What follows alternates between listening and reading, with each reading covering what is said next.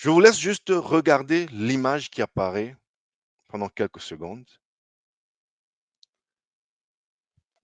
et permettez-moi tout simplement de la commenter, cette image que vous voyez sur l'écran. Oui, ce n'est qu'une image, ce n'est qu'une image, certes, mais je la trouve très révélatrice, les amis. Regardez la liste des pays faisant la queue au chevet de l'Ukraine. En passant, c'est une image qui a beaucoup circulé sur tous les réseaux sociaux et surtout depuis quelques jours. Et moi, j'ai réagi. J'ai réagi parce que c'est passé sur mon fil et j'ai réagi. Je me suis engagé dans un débat citoyen, courtois, avec des compatriotes. On en est sorti édifié. J'ai donc tenu, vu que ça a marqué ma semaine dans certaines des activités que j'avais sur les réseaux sociaux, j'ai tenu à vous en parler, les amis.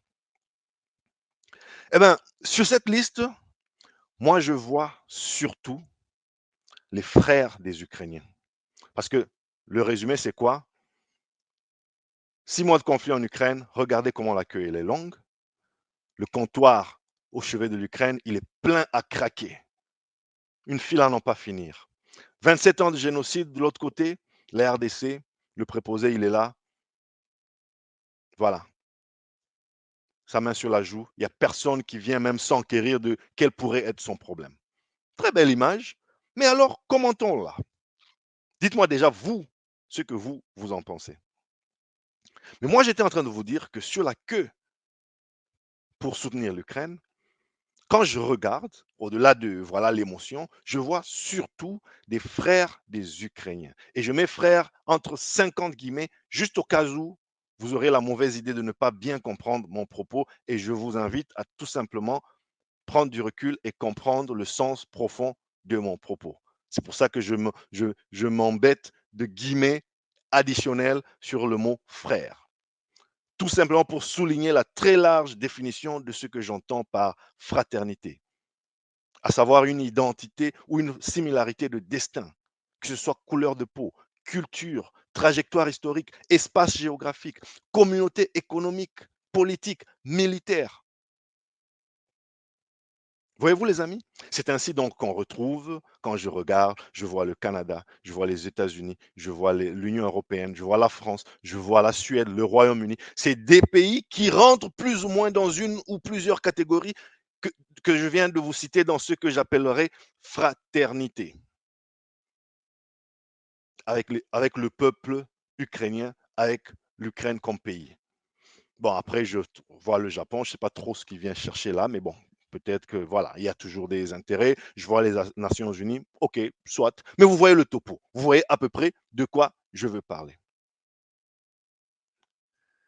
Dès lors, les amis, moi, je me pose la question. Pourquoi n'y a-t-il aucun drapeau de pays africain sur cette image? Ni d'un côté, ni de l'autre, surtout du côté de la RDC. Où sont nos frères, entre guillemets? Et je vous rappelle, par frère, j'entends ce que je venais de dire. Communauté de destin, trajectoire historique, communauté géographique, etc., etc., économique, militaire. Où sont-ils? Où est l'Union africaine et les autres multiples chapelles sous-régionales, en commençant par celles auxquelles la RDC adhère déjà? SADC, CEAC, État d'Afrique centrale, Afrique australe. Ils sont où? L'auteur de ce dessin n'avait peut-être pas l'espace matériel de cristalliser tout ce que je dis sur ce dessin. C'est pour ça que je ne vais pas faire un procès plus que ça à ce dessin. Mais arrêtons-nous sur l'image, commentons-la et dissertons dessus, vous et moi. Même les organes plutôt commerciaux africains qui ont intérêt à ce qu'il y ait la paix partout en Afrique, comme la ZLECAf, la zone de libre-échange africaine. Vous pensez que le business panafricain est possible quand une partie de l'Afrique est en guerre, vous? Ou alors ça vous arrange peut-être que cette partie précise de l'Afrique soit en guerre pour que d'autres parties prospèrent dans ce chaos? Vous avez vu, n'est-ce pas les amis, au G20 de Bali cette semaine, l'Indonésie a tout fait pour éviter le sujet qui fâche, la guerre Russie-Ukraine. Mais le sujet s'est quand même imposé, et par ceux qui y étaient, et par les absents, et par ceux qui étaient invités par vidéoconférence, le sujet qui fâche s'y est imposé. Officiellement, ils sont peut-être allés parler business là-bas, parce que c'est les pays riches, les pays les plus industrialisés, etc. Mais il y a des sujets que l'on ne met pas sur la table, ou plutôt sous la table. Il y a des sujets qu'on ne peut pas balayer sous le tapis, parce qu'ils sont structurants et ils déterminent tout le reste. Penser que le commerce peut prospérer lorsqu'il n'y a pas de paix, c'est à la limite, à minima, c'est utopique, sinon pire. Bref, à ce Conseil de sécurité des Nations, ce Conseil on a retrouvé à ce G20, c'était une forme de Conseil de sécurité étendu, élargi. Conseil de sécurité des Nations Unies, bien entendu, je veux dire. Surtout lorsqu'on sait les dysfonctionnements et la complète anachronie du Conseil de sécurité tel qu'on le connaît avec ses 5 membres actuels, dont certaines, vous savez comment ça marche là-bas, rien ne passe jamais parce que les uns opposent toujours des vétos à ce que les autres décident par principe. Soit parce qu'on a bien appris de ces leçons, de comment on a été bien, j'allais utiliser un mot un peu vulgaire, mais je ne l'utiliserai pas, quand on s'est bien fait rouler par le passé, et donc, dorénavant, on votera non à tout ce que les deux là, ou les trois là diront. Nous, on mettra notre veto, et vice-versa. C'est un club où on retrouve encore des nations qui sont en train de devenir complètement déclassées à l'échelle mondiale, mais qui, sous prétexte qu'elles détiennent encore la puissance atomique, ben, elles y sont quand même. Alors qu'il y a des nations émergentes qui aimeraient aussi et qui devraient, qui ont leur place. Après tout, on va prendre des décisions du monde là-bas. Pourquoi il n'y a que les mêmes? Pourquoi ça ne s'élargit pas? Pourquoi ça ne se réforme pas, toute cette affaire-là du Conseil de sécurité des 5 membres, etc., etc. C'est impérieux de réformer tout ce machin-là pour y inclure une meilleure représentativité et une meilleure cartographie des pays et des peuples selon leur population, selon leur puissance actuelle ou potentielle, selon que cela cadre avec le développement du monde tel qu'il est aujourd'hui. Et non pas retenir des gens parce que c'est eux qui avaient gagné telle guerre, alors que cette guerre-là, c'est il y a un siècle maintenant, bientôt, etc. Il faut que tout ça soit remis au goût du jour. Où est la francophonie? Ah, pardon.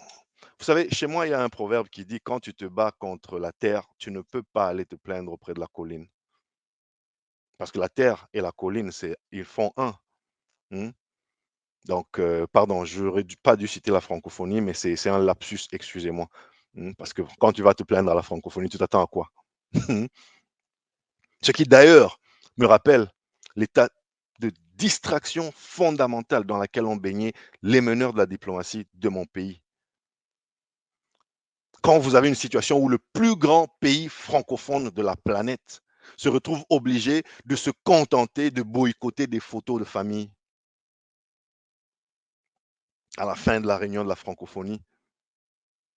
Vous savez, c'est comme dans nos familles africaines, hein. Je ne sais pas si c'est le cas dans votre famille. Moi, j'ai vu dans des familles que je connais, peut-être même dans la mienne, j'ai assisté parfois à des scènes où vous avez un aîné, hein, un aîné de la famille. Certes, il est aîné, mais il est pauvre. Donc lui, on ne le consulte jamais, ni pour les cotisations, ni pour ceci, pour un mariage, pour un deuil, pour où est-ce qu'on va enterrer, où est-ce qu'on va tenir le deuil, parce que de toute façon, lui, il est pauvre. Et souvent, par maladresse, certainement, mais parfois aussi de manière délibérée, on ne le consulte jamais. Et donc, des fois, il boycotte des deuils, il boycotte des fêtes, parce que normalement, en tant que l'aîné, il aurait dû d'abord être consulté. Alors, il boude un peu pour juste rappeler son droit d'aînesse, etc.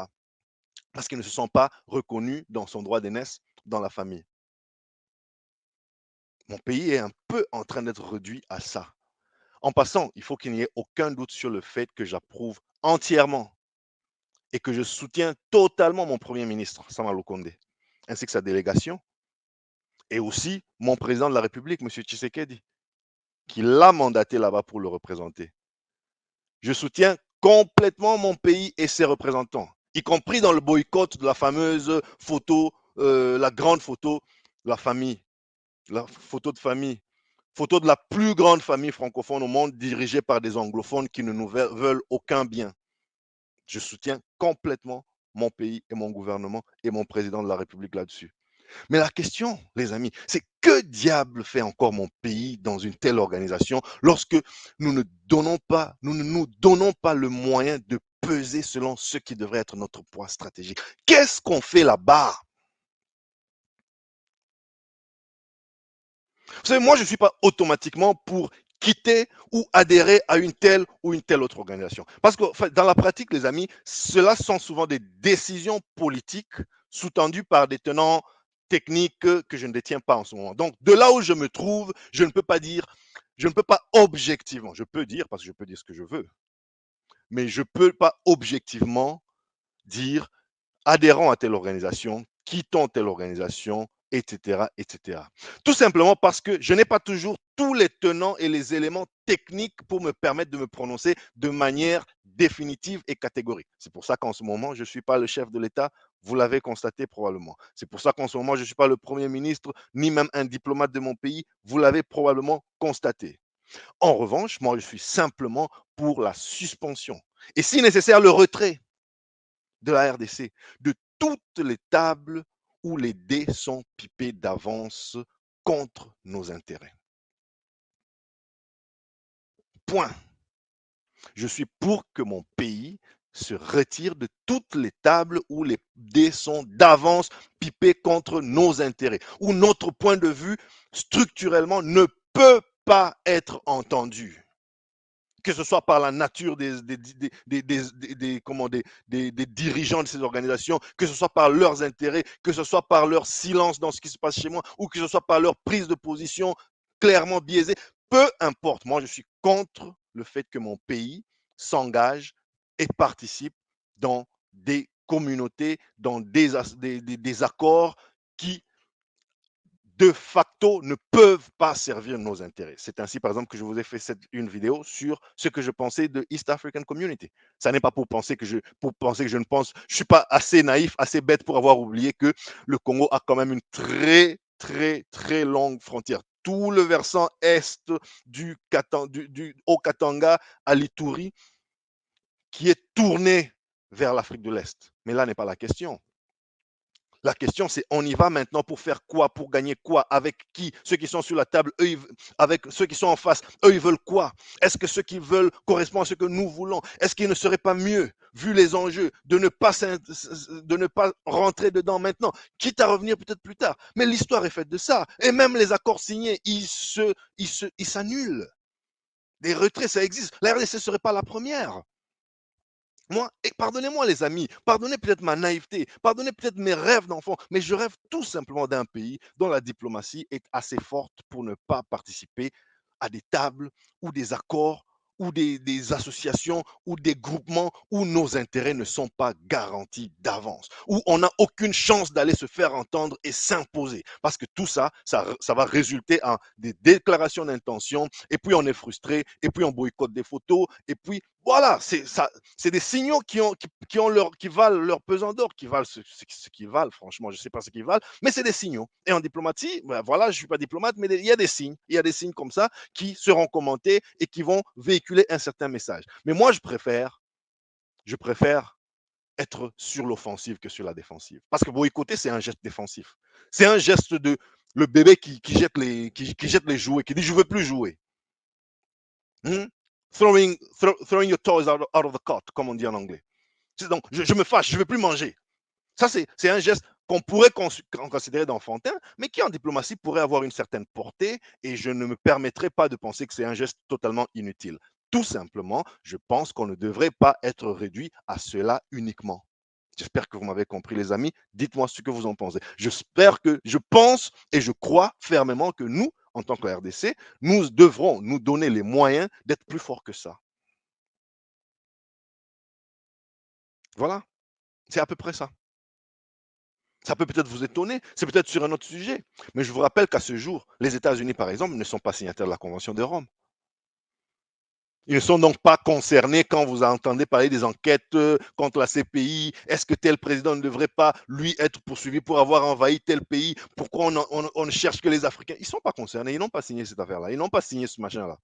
Donc vous parlez, vous faites des procès, ils ne sont pas concernés. Je ne sais pas si vous connaissez ce que c'est que la Convention sur l'interdiction des mines antipersonnelles. Bien connue sous le nom la Convention d'Ottawa sur l'interdiction des mines antipersonnelles. Cette convention qui réunit les pays, et vous pouvez retrouver ça sur la toile et qui voilà, qui essaie de faire réunir des efforts pour vraiment interdire l'entreposage, comment la détention et comment allez, je vais vous lire ça. L'emploi, interdire l'emploi, le stockage, la production, le transfert des mines antipersonnelles et sur leur destruction, communément appelée la Convention d'Ottawa. Mais à lire comme ça sur papier, on se dit, waouh, mais c'est un beau machin là, mais, parce que les mines, vous avez tous rencontré quelqu'un, vous savez comment ça détruit les vies. Donc on peut bien se dire, oh là là, c'est quand même méchant d'avoir des mines antipersonnelles. Et c'est surtout très méchant de ne pas participer à un accord qui milite pour que personne n'en détienne jamais sur cette terre. Eh bien, les États-Unis ne sont pas dedans. Ils n'ont pas signé. Vous pouvez aller en ligne, les pays, c'est peut-être beaucoup trop petit pour que vous le voyez sur cette image, mais les pays assurés sont les seuls pays qui ont signé. Et de manière très ostentatoire, vous pouvez voir que les États-Unis n'ont pas signé. Ils ne sont pas les seuls, mais ils sont, vous pouvez le voir, un des plus grands pays, une des plus grandes puissances au monde à ne pas signer ce machin-là. Ils signeront peut-être, mais en tout cas, ils ont trouvé qu'aujourd'hui, dans l'état actuel des choses, stratégiquement, pour eux, ça n'est pas bon de signer. On peut penser qu'ils sont méchants parce qu'ils ne le font pas, mais ils n'ont pas signé. Voilà. Ils signeront quand ça les arrangera. C'est un peu ça. C'était un exemple complètement éloigné de notre sujet du jour, mais c'est un peu à travers ce genre de choses que moi j'aimerais juste tout simplement illustrer ce propos.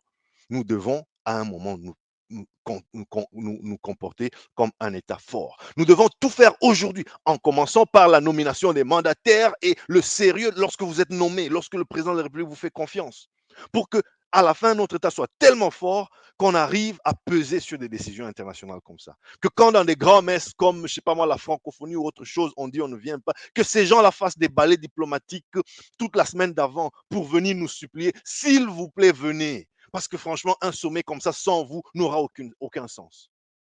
À quand ça? Est-ce que je verrai ça de mon vivant? Eh bien, je vais te faire tout pour. Est-ce que toi, tu verras ça de ton vivant? Tu as intérêt à faire tout pour. Et tant pis si on n'y arrive pas, toi et moi, nos enfants qui sont encore un peu plus jeunes, nos jeunes frères, pas seulement ceux qui ne sont pas encore nés, même ceux qui arrivent encore, que eux au moins voient ça.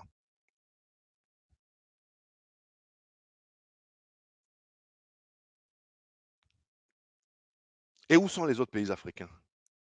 Je continue ma liste des pays qui auraient pu se retrouver sur le comptoir RDC. Dans cette fameuse liste où tout le monde se fait la queue sur l'Ukraine, personne sur la RDC. Où sont ces pays? Pourquoi on se met à pleurnicher sur les réseaux sociaux? Ouh là là, la communauté dite internationale. Vous avez vu un de ces pays ici sur la queue, là-bas? Qu'est-ce que moi j'ai à aller demander des comptes à un Ukrainien, je sais pas moi, un Suédois qui décide d'aller soutenir la Russie, pardon, l'Ukraine dans ce conflit mondial, dans ce conflit régional.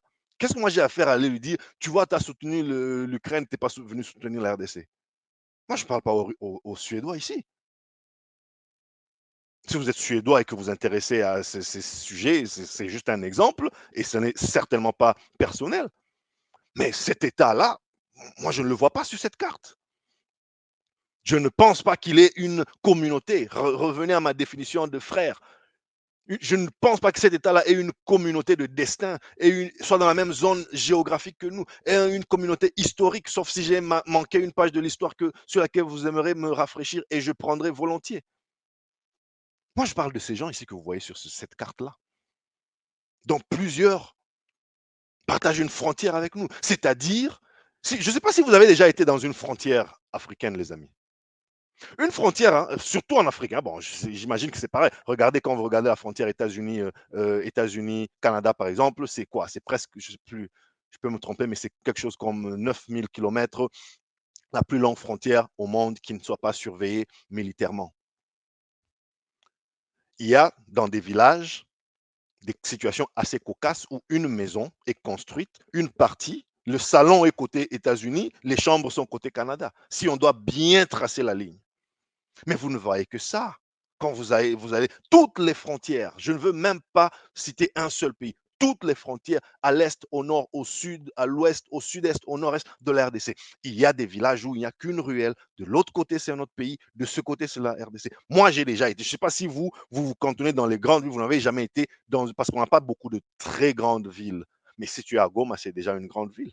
Tu peux voir qu'est-ce que ça représente une frontière. C'est-à-dire, tu es ici, parce que quand on grandit, surtout quand on grandit à Kinshasa, on se dit la frontière, c'est quelque chose qui est loin. Il faut aller jusqu'à l'embouchure là-bas à Boma, Banana, là-bas, au fin fond. Où il faut descendre jusqu'à Kasumbalesa, à Sakanya, tout en bas là-bas, où il faut monter. Non. Quand vous êtes là-bas, voilà, c'est des familles, c'est des gens qui se marient, c'est des gens qui se réveillent. Tu te retrouves dans l'autre pays. Parfois, les lignes ne sont même pas si bien délimitées que ça. Donc, quand je parle de nos pays frontaliers, c'est pas comme si c'est des gens qui devraient s'arrêter pour s'intéresser à ce qui se passe chez nous. C'est des gens qui sont avec nous et nous avec eux. Tous ces voisins qui se sentent peut-être pas directement consultés, concernés par ce conflit en particulier, vu l'emplacement géographique de notre pays où il se trouve cristallisé. Le Congo-Brazza. Est-ce que vous pensez que le Congo-Brazza n'est pas concerné par ce qui se passe en RDC en ce moment? Est-ce que si vous êtes du Congo-Brazza, vous sentez, est-ce que vous pouvez me dire clairement les yeux dans les yeux que vous ne vous sentez pas concerné? Si c'est le cas, c'est compliqué, il y a un problème. L'Angola, bon, quoique l'Angola intervient déjà, mais dans des médiations plutôt africaines, panafricaines, je voudrais dire. La Zambie. Donc, vous voulez vraiment me dire que, ad vitam aeternam, la Zambie devrait regarder ailleurs quand la RDC ne va pas bien? Vous pensez vraiment qu'une RDC, lorsqu'elle sera forte et qu'elle est malade, la Zambie s'en sortira avec une RDC malade et qui regarde ailleurs? Ou à moins qu'il y ait autre chose, à moins que cette situation arrange tout le monde. Est-ce que vous pensez vraiment que la Tanzanie devrait ne pas avoir intérêt à ce que la RDC se porte bien? Soudan du Sud, quoique eux, bon, ils sont déjà dans tous ces contingents qui sont ramenés. Centrafrique, sérieusement? Détrompez-vous les amis si vous croyez que ce qui arrive à la RDC ne peut pas et ne va pas vous arriver. La bêtise humaine ne connaît pas de limite. Vous serez les prochains sur la liste des impérialistes en chef, si ce n'est déjà le cas. Je rappelle tout simplement que la solidarité, ce n'est pas une notion inextricablement liée à la notion de puissance. On n'est pas solidaire parce qu'on est puissant. Quand je viens te consoler parce que tu es endeuillé, quand je viens à ton chevet lorsque tu es à l'agonie, je ne le fais pas forcément parce que j'ai la capacité de ressusciter les morts ou de guérir les malades. Non, il s'agit avant tout d'un geste symbolique, d'une posture pour dire, en m'identifiant à ta peine, je reconnais que cela aurait pu m'arriver à moi aussi. Je suis peut-être le prochain à être atteint par ce fléau-là. Et par conséquent, je suis solidaire. Et par conséquent, je viens te témoigner mon soutien. Point. Le reste est secondaire. Est-ce que j'ai la force qu'il faut dans le concert des nations? Quand, c'est comme dans nos cultures africaines, quand tu vas au deuil, tu commences d'abord pas par demander, mais est-ce que le type qui est mort là, est-ce que vraiment lui et moi, on s'est toujours entendu à merveille? Est-ce que ses enfants et mes enfants, le courant passe toujours bien? Est-ce que si je vais à ce deuil-là, non, on t'apprend qu'il y a un grand deuil, il y a un grand papa du quartier, il y a un jeune qui est mort accidentellement dans le quartier. En Afrique, on fait comment? On accourt. Je dis pas non, j'attendrai la paye. Quand j'aurai l'argent, je vais. Non, il y a deuil. J'y vais d'abord avec ce que j'ai en main. Et si je n'ai rien, j'y vais tout simplement pour dire mes condoléances, maman. Mes condoléances, papa. Mes condoléances, voisins. Mes condoléances. C'est au deuil qu'on va. On voit même des gens avec qui, normalement, le courant ne passe pas. Mais puisqu'il est endeuillé, tu vas quand même, tu dis mes condoléances. Et c'est la seule parole que vous allez échanger de l'année. Tous les jours, hier, jusqu'à hier encore, vous vous êtes rencontrés en ville. Même pas un bonjour. Mais comme il est endeuillé, il vient de perdre son parent, il vient de perdre son frère, il vient de perdre je sais qui, tu y vas quand même. Mes condoléances. Ça, c'est ce que je croyais être nos mœurs, nos cultures africaines. Hmm? Si parmi vous, chers frères africains, d'ailleurs la notion de frère, là, moi je commence à l'utiliser vraiment avec parcimonie, chers Africains. Un frère, je sais que c'est un abus de langage parfois, mais à un moment, il faudrait que les mots commencent à avoir un sens. Parce qu'on a vu les mots frère être utilisés à tort et à travers, et puis parfois, ça ne veut absolument rien dire. Donc, rien de personnel, les amis, mais moi, j'ai seulement décidé de désormais utiliser le mot frère avec un peu de parcimonie. Donc, si vous croyez, chers amis africains, qu'il y a encore, si parmi vous, il y en a encore qui croient en la lâcheté, en cette politique de neutralité, qui se disent, de toute façon, ça n'arrive pas à côté de chez nous, on va regarder ailleurs. Cette fameuse neutralité qui n'est pas un non-alignement. Neutralité, c'est j'ai vu, je ferme les yeux. Je fais semblant, je cache ma tête dans le sable. C'est ça la neutralité. Le non-alignement, c'est dire je suis actif, mais je ne m'alignerai pas par principe toujours derrière les mêmes. Quand il y a un conflit, je regarderai où sont mes intérêts. Ah non, mais cette fois-ci, c'est toi qui as tort parce que je pense que là, tu as touché et puis de toute façon, j'ai des intérêts là-bas. Donc, je m'allie avec celui qui est ton ennemi dans ce conflit. Et dans le prochain conflit, peut-être que je prendrai la position inverse parce qu'entre-temps, mes intérêts ont changé. C'est ça le non-alignement.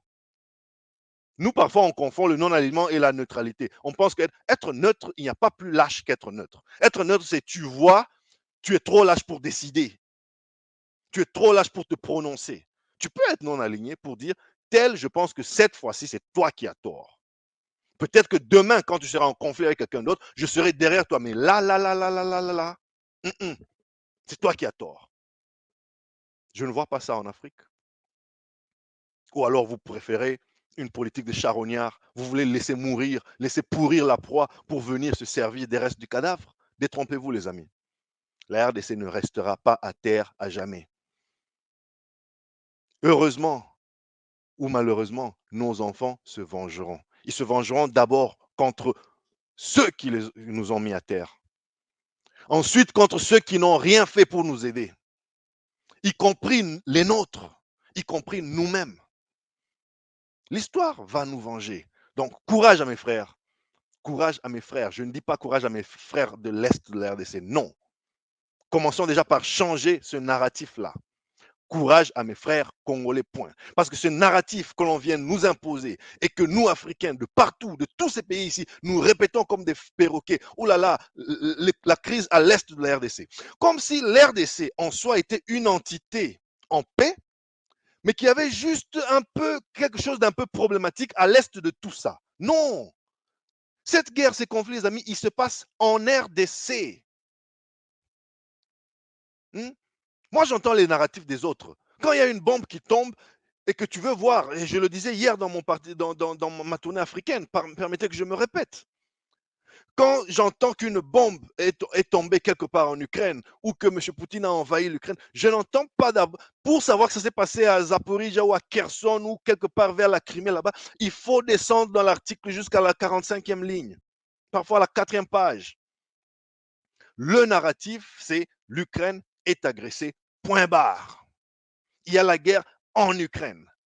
On ne commence pas comme pour diluer, diluer la chose. Non, c'est-à-dire, c'est la Crimée qui a toujours été russe depuis 2000 ans. C'est-à-dire parce que, non, d'ailleurs, non, non, non, non, non. Ceux qui prennent position pour l'Ukraine, ils disent l'Ukraine est agressée, point. Et ceux qui prennent position pour la Russie, ils disent la Russie récupère ce qui lui appartient. Ici, mon propos n'est pas de déterminer, de départager qui dit vrai, qui dit faux. Je constate seulement que dans ce narratif-là, il n'y a aucune confusion. C'est un pays qui envahit un autre ou c'est un pays qui croit récupérer dans un autre pays ce qui lui appartient, mais les narratifs sont clairs. Nous, on noie toujours le poisson, c'est-à-dire comme si la partie est de la RDC, en fait, la RDC, c'est une entité normale, tout se passe bien là-bas, mais il y a à l'est de tout ça une entité un peu compliquée, et puis de toute façon, c'est très compliqué. Vous ne comprendrez pas même si on vous explique. Non, non, non, non. Changeons les narratifs, les amis. La RDC est en guerre. C'est par ces paroles, les amis, que je vais encourager mon pays, encourager mes frères. Et en attendant, s'il vous plaît, je m'adresse à mes frères congolais.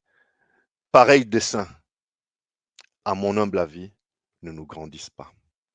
Pareille caricature ne nous avance à rien.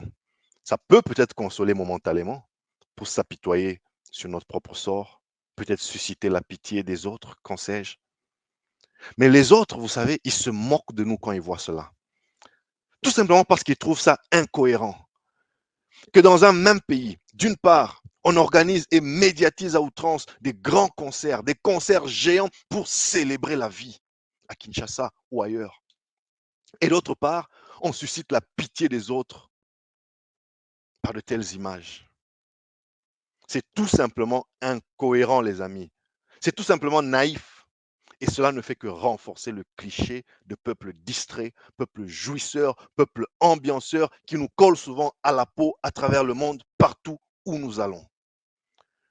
Qu'il soit clair, les amis, je ne me sens donc aucunement concerné par ce genre de mendicité que vous voyez sur votre écran. Je ne me sens aucunement concerné par ça. J'ai un honneur à défendre. J'ai un respect à défendre. J'ai une patrie à défendre. Patrie dans le sens, entendez par patrie, terre des pères. Je me rappelle de quelqu'un qui a dit, et je paraphrase, si je dois choisir entre ma patrie et ma mère, eh bien, je choisis ma patrie chaque jour. Parce que lorsque ma mère meurt, j'ai besoin d'une terre pour l'enterrer. Mais si ma patrie meurt, je n'aurai plus de terre où enterrer ma mère. Alors moi, les amis, je choisis ma patrie. Je choisis la République démocratique du Congo. Que Dieu bénisse la République démocratique du Congo. Que Dieu vous bénisse et merci d'avoir participé à ce parti pris congolais de ce dimanche 20 novembre 2022. Dites-moi ce que vous en pensez. Commentez, abonnez-vous massivement, écrivez-moi, commentez et engagez-moi dans cette discussion. Ensemble, un temps soit peu, essayons d'éclairer les masses, les informer du progrès, les outiller pour la concurrence. Moi, c'est Dr. JP Mouka. Je vous dis, prenez soin de vous et des vôtres. Chap, chap.